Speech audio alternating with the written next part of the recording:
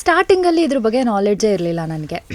ಅದೇ ಇದೇ ಥರ ಯಾರೋ ಒಬ್ಬರು ಹಿಂಗೆ ಹೇಳಿದ್ರಲ್ಲ, ನಿನ್ನೇನು ನೋಡೋಕೆ ಅಷ್ಟು ಚೆನ್ನಾಗಿಲ್ಲ ಅಂತ, ಆವಾಗಿಂದ ಸ್ಟಾರ್ಟ್ ಮಾಡ್ಕೊಂಡಿದ್ದೆ ಇದನ್ನೆಲ್ಲ. ಓಕೆ, ನನಗೆ ಯಾವ್ದು ಸೂಟ್ ಆಗುತ್ತೆ, ಯಾವ ಕಲರ್ ಸೂಟ್ ಆಗುತ್ತೆ, ಯಾವ ಹೇರ್ ಸ್ಟೈಲ್ ಸೂಟ್ ಆಗುತ್ತೆ. ಆ್ಯಂಡ್ ಇವನ್ ಲಿಪ್ಸ್ಟಿಕ್ಕು ಕೂಡ ಎಷ್ಟು ಟ್ರೈ ಮಾಡಿದ್ದೀನೋ ಯಾವ ಕಲರ್ ಸೂಟ್ ಆಗುತ್ತೆ ಅಂತ ನೋಡೋದಕ್ಕೆ. ಸ್ಟಾರ್ಟಿಂಗಲ್ಲೆಲ್ಲ ಅದು ಗೊತ್ತಾಗ್ತಿರ್ಲಿಲ್ಲ. ಇಲ್ಲಿ ಹಾಕೊಳ್ಳುವಾಗಲೇ ಒಂದು ಕಲರ್ ಇರ್ತಾಯಿತ್ತು, ಕ್ಯಾಮ್ರಾದಲ್ಲೇ ಒಂದು ಕಲರ್ ಕಾಣಿಸುತ್ತೆ. ಸೊ ಅದನ್ನು ಸ್ವಲ್ಪ ನಾನು ಹೋಮ್ವರ್ಕ್ ಮಾಡ್ತಾ ಹೋದೆ. ಆ್ಯಂಡ್ ಹೋಗ್ತಾ ಹೋಗ್ತಾ ಹೋಗ್ತಾ ಈ ನೆಗೆಟಿವ್ ರೋಲ್ ನಂಗೆ ಬರೋದಕ್ಕೆ ಸ್ಟಾರ್ಟ್ ಆಯ್ತಲ್ಲ, ಆ ನೆಗೆಟಿವ್ ರೋಲ್ಗಳಿಗೆ ನಮ್ಮ ಕಾಸ್ಟ್ಯೂಮ್ ತುಂಬ ಇಂಪಾರ್ಟೆಂಟ್ ಆಗಿರತ್ತೆ. ಆ ಕಾಸ್ಟ್ಯೂಮಿಂದನೇ ನಾವೇನು ಕ್ಯಾರೆಕ್ಟ್ರ್ ಮಾಡ್ತಾ ಇದ್ದೀವಿ ಅನ್ನೋದು ಜನರಿಗೆ ರೀಚ್ ಆಗುತ್ತೆ.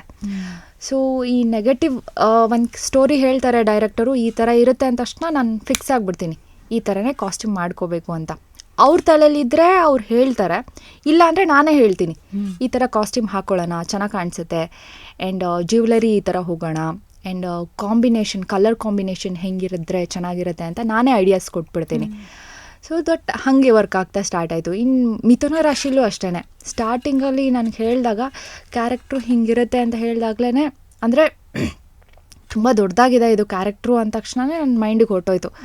ಓಕೆ, ನನಗಿಂತ ಅಂದರೆ ನಾನು ಇವಾಗ ನೋಡೋಕ್ಕೆ ಹೆಂಗೆ ಕಾಣಿಸ್ತಿದ್ದೀನಿ ಇದಕ್ಕಿಂತ ಸ್ವಲ್ಪ ದೊಡ್ಡದಾಗಿ ಕಾಣಿಸ್ಬೇಕು. ಐ ಮೀನ್ ಸಾರಿ, ಆಮೇಲೆ ಹೀಲ್ಸು, ಆಮೇಲೆ ಆ ಜ್ಯುವೆಲರೀಸು ಆ್ಯಂಡ್ ಹೇರ್ ಸ್ಟೈಲು, ಅದೆಲ್ಲ ಇವಾಗ ನಾನು ನಾರ್ಮಲಾಗಿ ಹಿಂಗೆ ನೋಡೋದಕ್ಕೂ ಆ ಕ್ಯಾರೆಕ್ಟ್ರಲ್ಲಿ ನೋಡೋದಕ್ಕೂ ತುಂಬ ಡಿಫ್ರೆನ್ಸ್ ಇರುತ್ತೆ. ಹೌದು, very true. Like that I planned my self. So ನೀವು ಒಂಥರ ಸ್ಕ್ರ್ಯಾಚಿಂದ ಹೋಮ್ವರ್ಕ್ ಮಾಡಿ ತುಂಬ ಎಫರ್ಟ್ ಹಾಕಿದ್ದೀರಿ. ಪೂಜಿ, ನಾನು ತುಂಬ ಎಲ್ಲ ವಿಷಯದಲ್ಲೂ ತುಂಬ ಕಷ್ಟಪಟ್ಟಿದ್ದೀನಿ. ಯಾವುದು ನನಗೆ ಈಸಿ ಆಗೋಂತೂ ಸಿಕ್ಕಿಲ್ಲ. ಯಾಕಂದರೆ ನಂಗೆ ಗೈಡ್ ಅಂತಲೇ ಯಾರೂ ಇಲ್ಲ ಲೈಫಲ್ಲಿ, ನನಗೆ ನಾನೇ ಗೈಡು.